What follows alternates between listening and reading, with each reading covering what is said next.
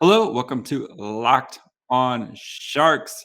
Your home for all things Team Teal. My name is JD Young, and today we're going to be doing a crossover episode with Brian and Scotty of Locked On Red Wings, where we're going to talk about kind of how the Sharks and Red Wings are kind of on the same path, and then what we expect for tonight's game. So make sure you guys check us out and give the guys over at Locked On Red Wings a follow. So enjoy.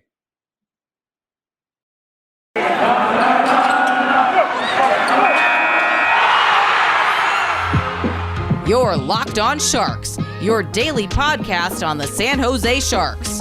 Part of the Locked On Podcast Network, your team every day.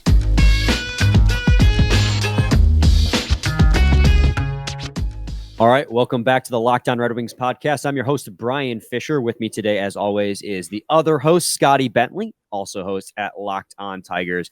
And joining us today is the host of Locked On Sharks, JD Young, Eklund approved, as his Twitter bio says. How you doing, JD? Doing well, man. It's been a while since the Sharks Red Wings have played a game together, so yeah, looking forward to this one.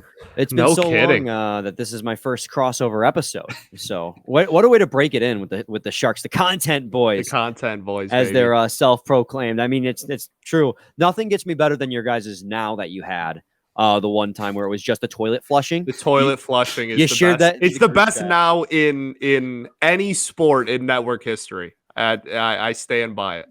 Yeah, that one. It was they blew a 3-goal lead to Vegas last year and that I think that would best exemplified how that Shark season went, where you just want to flush it down the toilet and get to the draft. So yeah, absolutely. We've been there quite a lot. So yes. Maybe for once, maybe this year will be the first year they don't have a top 10 draft pick. And I don't know how to feel about that. But a step forward for this team for sure this year. Seems that way for the Sharks as well, as we do a crossover episode with Locked On Sharks. And I was looking at the standings before we got to this because, I focus mostly on the Atlantic Division. Go figure, that's the division the Red Wings are in. And the Sharks and the Red Wings are in a very similar position standings-wise. Now, technically, the Sharks are 6th in their division, playing in a very tough Pacific Division, but they have more points than the Red Wings by 2. And I guess my number one question is how big of a step forward do you think that the Sharks have taken this year? And because we debate this all the time, it's great to have a step forward, but was it the right time? Was it worth it in the end? When, how much more your team may need? Yeah, and I think that's been the question for the Sharks kind of all season, right? Of course, ownership, well, not really ownership, but the management comes out and they want to say hey, we want to make the playoffs. We feel good about our bones, our core, and especially when you have guys like Brent Burns and Erik Karlsson and Logan Couture and Hertl and some of these guys who are a little bit older, and it's you want to try to maybe one last ride with these guys. And you know how it is, you get in the playoffs and anything can happen. But, the Sharks, they went out and they kind of made those moves this offseason, right? They signed James Reimer. They traded for Adin Hill. They signed Nick Bonino and Andrew Cogliano to kind of just shore up that bottom 6 to just have NHL caliber guys compared to what they've been running out the past couple of years. But it's still it feels like this team, anytime they play anybody of any merit, like the Penguins on Sunday, they just get the doors blown off them. I mean, not as bad as what happened. The Sharks, they gave up 4 goals in the first 6 minutes and they were able to scrap their way back into that game and make it a game. But it's just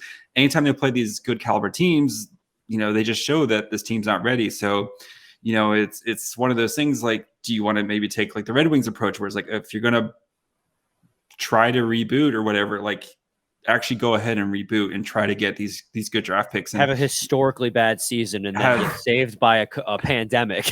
Yes. And, but it's you see with the Red Wings where it's going to be paying off here really soon, right? Where it's you have guys making an impact right now and Seider and Lucas Raymond. And then you've got guys coming, that are going to help kind of build this new core with the team. So, and that's what Kyle and I have been maybe it's just time to do that now. So sure. I think one of the interesting things that we're both pretty near each other in the standings as far as the entire outlook of the NHL. And it's the Red Wings are in a weird place where it's like it's just wild inconsistency across like we've played really good teams really well and like beaten some damn good teams, Edmonton, and then we've Boston, Washington, right, Vegas, like, and then those we've are great lost to like cellar dwellers, and it's like this weird like twice.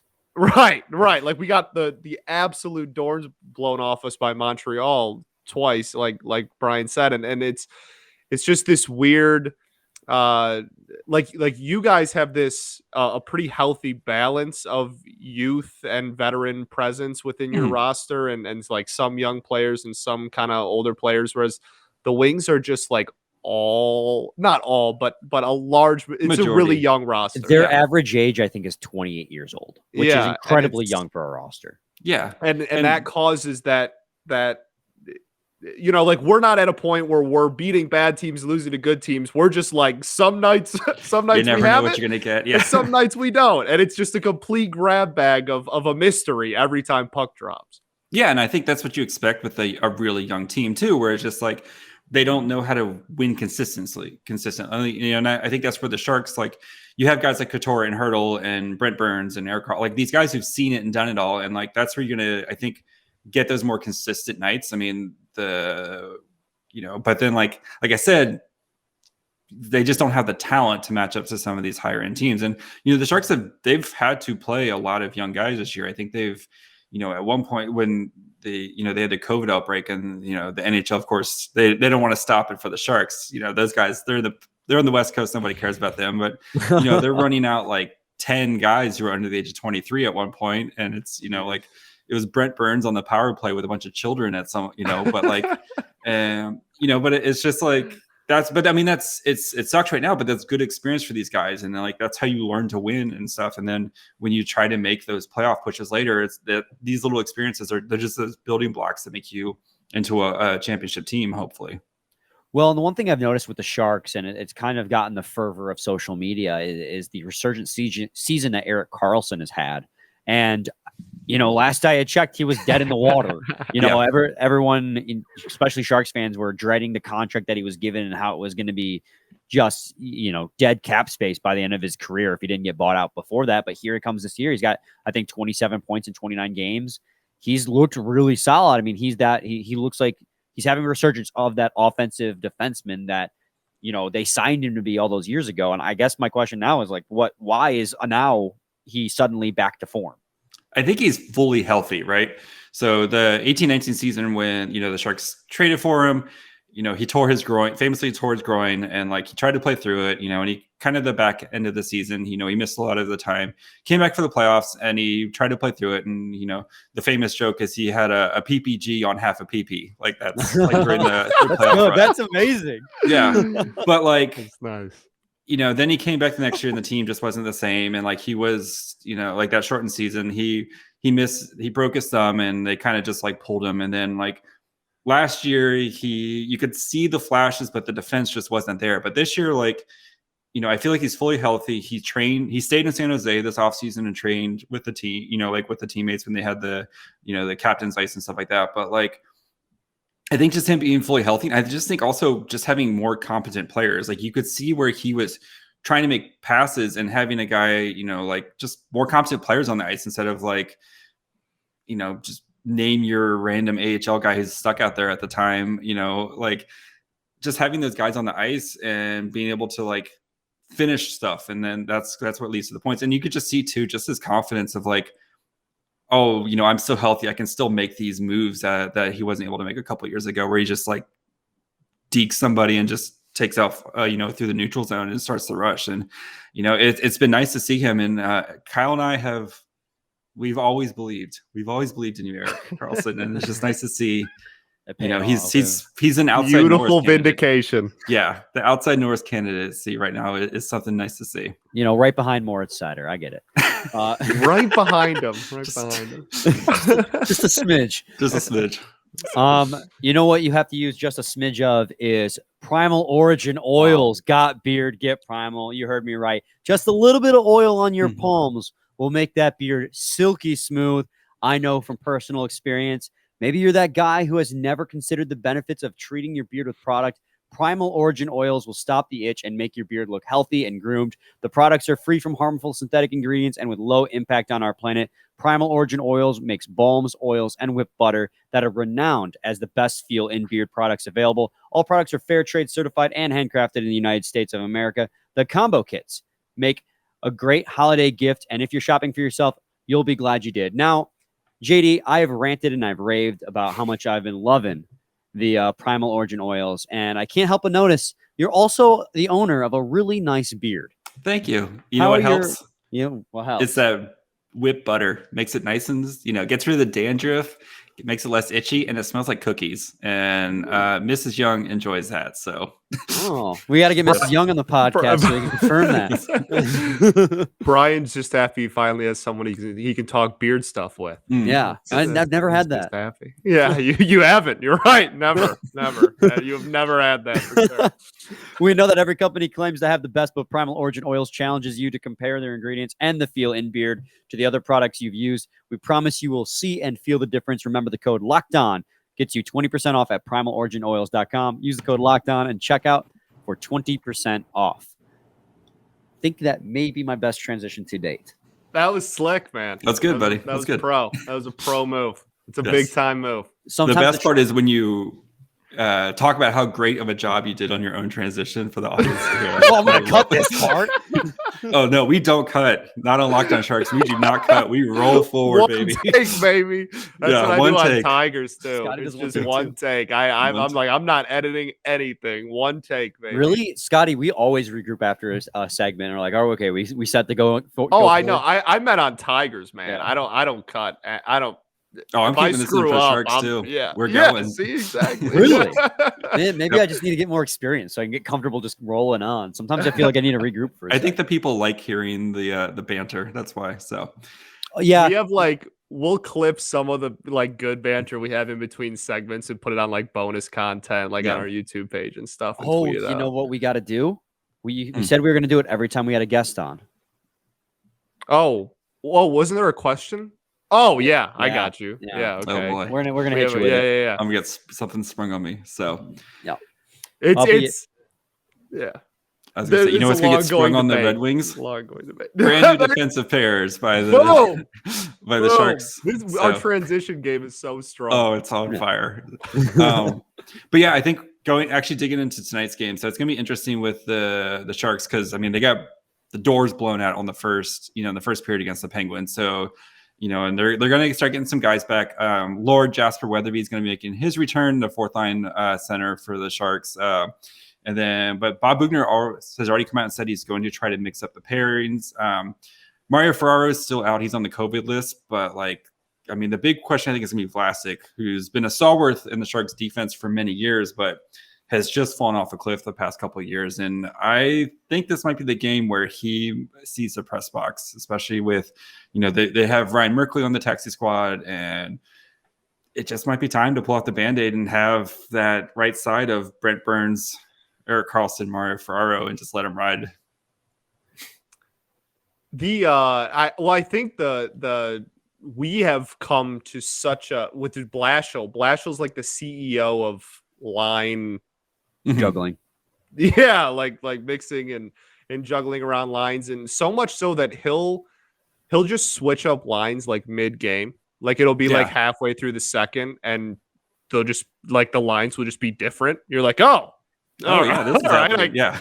I guess Phillips Zadina is a third liner now. That's kind of crazy. Probably so. Yeah, for real. Except that practice he was in second line today, but dog, every day of the week is a different line. And so it's interesting to game plan against, right? I think that's one of the weirdest things with a head coach that does that, or just with the situation that you guys are put in where that kind of has to happen. The game planning against then becomes so, because all our defensive pairings, at least when healthy, have been pretty solid and solidified. I'd say consistent. I don't know about solid. Solid in the sense of the names you're seeing, not solid in the sense of production, for sure. You got one defenseman who's number one D-man, and then you got he who shall not be named. Danny DeKaiser. Hell yeah. Sharing a line with Mo Seider. It's a great time. But I to the original point, I just think it's interesting the difference of game planning when you know who you're going to see versus a complete kind of free-for-all, to be honest with you, of names that are just going to be kind of pulled out of a hat. Yeah, and especially with two teams who don't play each other very often, it's like, if you're playing a division foe or you're playing teams that you play a lot, where it's like you can kind of like what you're expecting, but I think there's what's going to make this game kind of fun is like for Sharks fans, we haven't seen the Red Wings in 2+ years now. It's been a while. It's been a while, and even the team that they saw last time is completely different than what we saw, what we're going to see tonight. So, what should as a Sharks fans, what should we be looking for with the Red Wings? Like, who are the guys to look out for? Well, I mean, like the rookies is like the big one, but like as far as production, one of the biggest things on the year has been it's not quite as dramatic as it used to be because our depth is a little bit better, but for the most part, you shut down the top line, you have a pretty damn good chance of winning the game. And the top line has been unbelievably productive when healthy. The Bertuzzi, Larkin, and Raymond top line has been, I mean, for real, and until the shutdown was one of the more productive lines in all of hockey. On December 18th, JD, Dylan Larkin scored a hat trick. Tyler Bertuzzi had 2 goals, and Lucas Raymond had 3 assists. Like that top line. Yeah. That top line is the entire offense for the Detroit Red Wings. And like Scotty was saying, like the second line's okay. Hugh Suter's a dependable second liner. Robbie Fabry, will show flashes. Just got paid. Paid. Got a contract in the middle of the season. Stay here for a couple more years. Good for him. That's a great story. I'm always a big supporter of Robbie Fabry. Vladimir Mesnikov, I think, is honestly, he's 5th on the team in scoring. He's having a sneaky good season, and he's a guy who's a middle 6'4". Scotty and I just talked about him yesterday. Like, he is really a really good forward to put on the third line because he dominates on the third line, and on the second line, he's still consistent. It's just the only problem with putting him on the second line is him finding the chemistry with Hugh Suter and your whole Robbie depth Fabry. Is just your depth's different. Right. But it really is at the end of the day. If the first line is productive. I mean, like we talked about in segment 1, the first line has been productive against some of the best teams in the league. But also, we lost to the Coyotes in overtime. God. And it was because the top line didn't do anything. So I've forgotten about that. Thank you, Scotty. Nothing happened. And that, you know what I mean? Like it really is. I don't even know if there's like a specific game plan against it or what. It's just simply, if the top line's feeling it and producing, we're in for a good night. If they're not, it could be a long one for us and a pretty darn good one for y'all. Yeah, and I think that's where like the top line of the Sharks, where it's that Couture, Meyer, and then it's been Dahlin or Barabanov. Again, we don't know what the lines are because Bob Bugner said he's going to change them up. But that Couture, Meyer, Dahlin has kind of been the top line, and they've been just very productive as well. And especially with the way Timo Meyer has been playing this season, where he's been at 31 points so far, and I think this is game 32 or 33. So he's been basically a point per player game, and he got benched against the Flyers and then responded with a three primary assists against the Penguins. So I expect Timo time tonight I think there's gonna be a lot of Timo time tonight, just the way he's been playing and just that physical, like, I'm gonna drive to the net and there's nothing that you can do to stop me type of guy. And I'm Tyler Bertuzzi. Yeah. And it's just, I don't know if the Red Wings defense is just going to be able to have an answer for. They have an answer. Oh yeah, they have one. They have one answer. It depends on what side he's going to come from. To be honest with you, that'll determine whether we have an answer or not. It depends if he's on the ice at that time. But we have one answer. We have one answer. A big, burly, physical kid at there. That it's so ridiculous. Like it truly is watching the defense and watching Mo Seider just dominate. Put it like whatever, back. Like anything, and then anybody that goes to the Kaiser side, it's just like a free line to the net. You're like, all right, like that's fun. But did you see any of the the social media rounds of Moritz Seider the last 2 days. The Wings lost both games this past weekend, but he had an incredibly great game from a physical standpoint. I mean, he's 21 years old, and he's just bodying grown ass men who are trying to hit him, and he's just counter hitting. People keep trying to challenge him, and he honestly, to this point, Seider hadn't really been as physical as we had seen. Like I talked about it last night again with Scotty.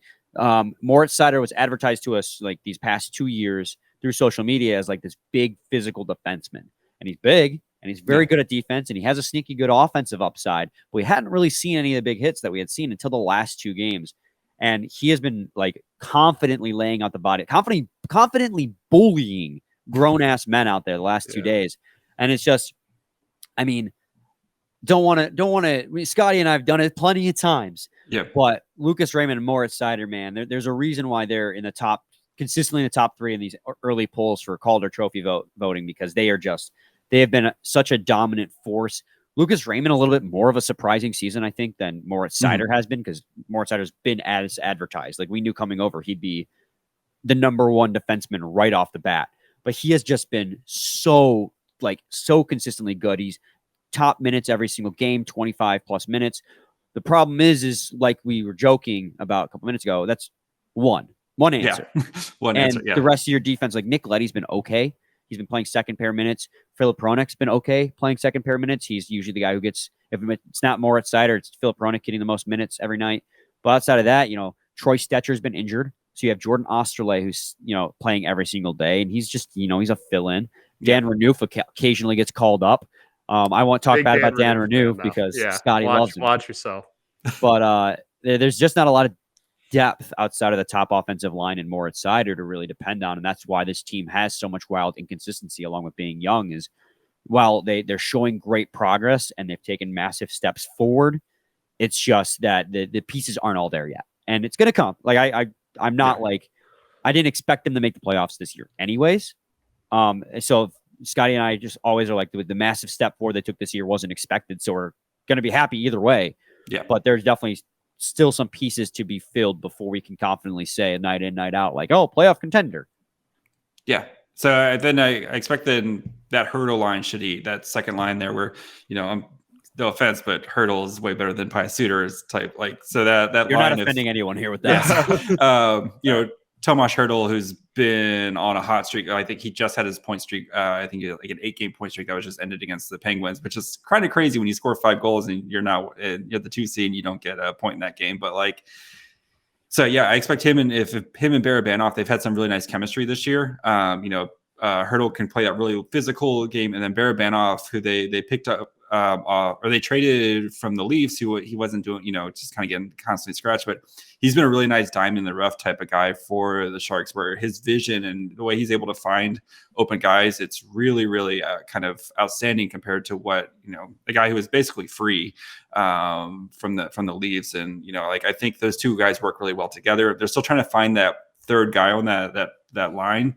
I think Noah Gregor's been playing on there, and he provides a speed element, but just doesn't have the accuracy when he shoots.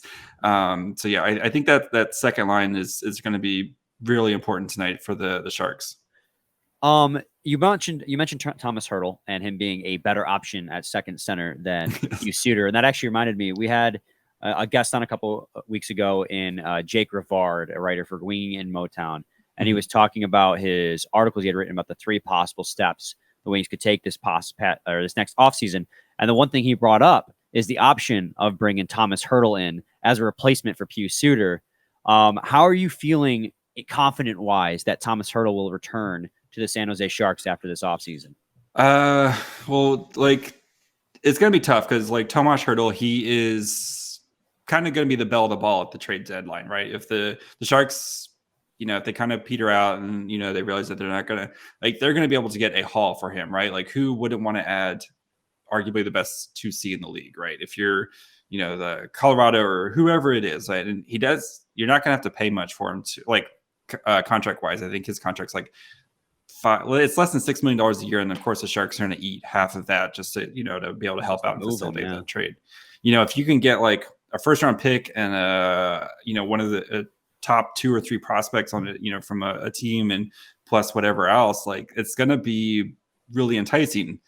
But I mean, Tomas Hertl is my favorite Shark right now. Like he is, and he's just so much fun to watch play, and just the energy, and he's always happy and smiling, and it's the way the Sharks are trending this year. I think it might be one of those things where it's for the good of the franchise. Like if you really, really want to reboot and try to get a brand, like this new core in, trading Tomas Hertl isn't the worst thing in the world, because you're going to get, if you're the Avs, like what if you get like, Bowen Byram from the Avs and plus a first round pick, and it's like you pair him with Eklund and then you're ready to go. And then and the Sharks are probably gonna have a top 10 pick this year in a very deep draft class. There's your three pieces right there. So yeah, I would say I'm at like 40% that that Hertl will be back next year or so. That's tough. Scotty, I was waiting to get a follow up. Yeah. Oh, I thought you were last, going so. into ad too. That's we don't have another ad, so I was just gonna keep. All right. Yeah. Fair I enough. probably could have communicated that. But. Yeah, that would be nice to know. What score prediction for tonight? Lay it out. Let's see. James Reimer's going to start. He played abysmally in the against the Penguins, so I think he bounces back big tonight. And I think the Sharks win. I'm going to go 3-2, the most generic hockey score ever. Give me a goal from Timo Meier too. So that's like strange because I, for some reason, think the Red Wings are going to win. Wild. No, I think that Red Wings are not the last two games, but the Red Wings are historically this season better on home ice by a lot. And I think coming back from 13 days off and losing the first two games is going to light a fire under their ass. And I think Lucas Raymond, who's been quiet last two games, is going to pop two in the back of that. I think they honestly went 4-2 and hit the over. Wow. I was going to say 4-2 as well for the Wings. Mine was more of just like how often, like empty netters, somebody will pull the goalie and get a nice little empty netter there. I think who's going to score, man? If you don't say Giovanni Smith, man, that's the king. That's the dog. Man, honestly, I'm gonna go with it just because if Giovanni Smith does end up scoring, that would make me an incredibly happy human being. So we'll just go with that. No risk it, no biscuit, right? So yeah, exactly. Got to risk it. All right, I'll go with Giovanni. Hell yeah, JD. I have another question for you, and I have to ask this one because Scotty and I promised that we would ask every single guest we have on this question from here until the end of time. Don't let me down. Have you ever heard of the saying, or the riddle that is, the horse's name was Friday? No. I love you. Thank you, JD. You know what? You're welcome back anytime. Thank you. You want to set up the riddle, buddy, because you got to say the whole thing every time. Dog. It's like the somebody rides into town on a Friday. He leaves 2 days later. It's still Friday. Oh, the horse's name was Friday. Got it. This is like my entire childhood was us just like saying this riddle and like making it. It was like it turned into a joke where like anytime a horse was brought up, we were like, oh yeah, the horse. And for whatever reason, it first started because I said it. Brian was like, oh, the team's got to get back on the horse. And then I said that and he was like, what? And I was like, what do you mean what? You've never heard of that? And he was like, no. So started this big debate between us about whether it was a well-known saying or not. It is not. As someone who's lived like multiple places across the country, yeah, I've lived all up and down the East Coast, up and down the West Coast. I've traveled all throughout the country. I think I've been like 35 of the 50 states, and I've never ever heard that joke before. So that's So when we had Tony, it became an inside joke, and now we'll just every once in a while say the horse's name's Friday. And we had Tony Ferrari on, who I'm sure you know who Tony Ferrari is. He's been on the Locked On Sharks. Yeah, super well-known guy. Sharks guy too.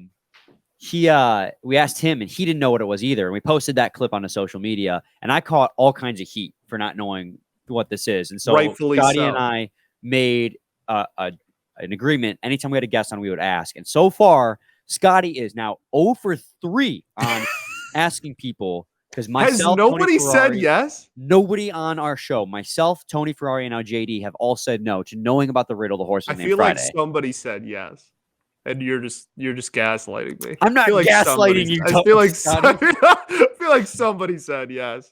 Oh, It was you. so You full. said yes. Yeah, right. Maybe I'm just thinking of. He's counting I'm himself.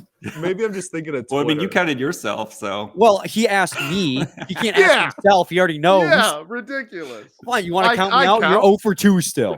That's not a good batting average either, buddy. Man, I feel like somebody said yes, and I can't remember who. Everyone on social media said yes, but they're not. They don't. Their opinions don't. Well, I'm not going to say that because. Yeah, go ahead. Say that. Say that. That's a good thing to say for sure. Good luck on that one, yes. It'll come to me. What's it like having the second best uniforms in the league? Who are you saying behind the Red Wings? Yeah, well, obviously behind the Red Wings. I mean, well, they could be number one if they wore their heritage jerseys all the time. So but good. yes, So they're good. so good. And of course, like one thing about it, like especially last year, where it's like, you know, you basically didn't have fans in the stands all year for their 30th anniversary. 2021, the beginning of the season was still part of the 30th year. Like, we can't pull them out at least like once. And we got to wear the black stealth jerseys. So the Shark before the Flyers game, the Sharks were 0 for 5 in the stealth jerseys this year. It was like people like thought they were legitimately cursed. And you have these beautiful stealth jerseys or heritage jerseys that you can be wearing all the time. And like, but no, we gotta pull out reverse retros, which were garbage jerseys, and the stealth jerseys. Ours were One of our the reverse laziest in the league. retros were horrific, man. White with a gray stripe. How is that reverse or retro? It was so so bad. bad. It was Yeah. No, so but Like honestly, with the Shark, you couldn't even see the numbers like on the back. Like when they were on the ice, you couldn't even see the numbers. Like with the reverse retros, it was like, oh, I think that's Barabanoff, or it could be Balsers, or it could I don't know who that. It's just it's like the only you could tell is like, oh, that's Karlsson because his long hair, and like that's Brent Burns because he's a freaking maniac. But like, looks like a Chewbacca. yeah. Well, and outside of that reverse retro the Sharks had, I have been in love with every like even the stealth jerseys. I think look sharp. Like Yeah, they're fine, but they're just not as good as the teal. as the heritage jerseys, and it's just the heritage are so good. The heritage looks sharp, and even your main homes and aways look so good. Like it's just the teal. Like I wish the Pistons would bring back the teal. And this isn't locked down Pistons, but 90% of the NHL has either red or blue, and yes, it's just that's my argument. Like, with the Pistons. Yeah, it's like the Coyote. God, could you imagine like the Kachina Coyotes jerseys with those like the heritage jerseys? Oh, like just how beautiful that would look on the ice. And why NHL? Oh, why God. can't we do this? Just have some fun. So good. Have fun. Yes, God forbid. The NHL is For real. also the no fun league, Yes. much like the NFL and now the MLB. Wow, this is the only fun league left. The NBA. Yeah. Pretty much. I feel like Very it's much. been like that for a minute, honestly. Yeah. Yeah. Any final thoughts, my friends? Yeah, I mean, I think Sharks. They have a pretty after that Penguins game. It's like Red Wings, Sabres, Flyers again. So these are games that the Sharks really want to make a playoff push. Like these are games that they need to try to stack some points in. But yeah, playing on the road, it's a long road trip like this. It's not easy. So Yeah, we're in a similar boat, right? Like our first two games back from the layoff were Boston and Washington. And so like now that and we got 0-2 comfortably in those games, and if same boat, if we want to actually maintain our kind of position as right outside the playoff picture now and try to get back in the mix, these are the kind of games. So that makes for fun hockey though. Two teams that need to get back on the horse named Friday. Oh my God! Gonna there be it a fun is one. on a Tuesday. There it is on a Tuesday. I want to thank you guys for making Locked On Red Wings your first listen every day. Now check out Locked On Bets, hosted by your boy Q, with expert analysis and insight from Lee Sterling. They're your daily one-stop shop for all your gambling needs. It's free and available on all platforms.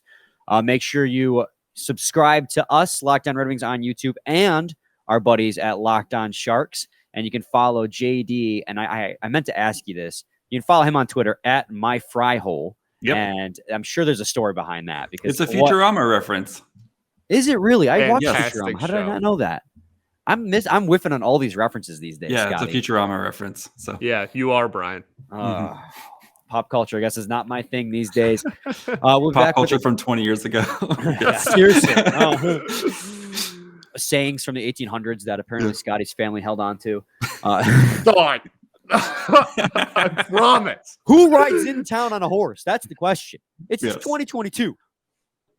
Dog, you want to talk about the origin of sayings? We say so much stuff that doesn't apply today. That means nothing. That is the worst argument you've had. The one that always gets me is the stitch in time saves 9. What the hell does that even mean? Right? My boss says that, and I don't know what she's saying. What when are she they says talking about? saves 9 stitches? Like I guess. what? You just go, yes. Yes. Sure. Yes. I'll get back to work. Yes, What ma'am. you're saying is we got to be more efficient. Gotcha. Okay. All right. We'll be back with a game recap for you guys tomorrow. Same time, same place. It's your team every day. Every day.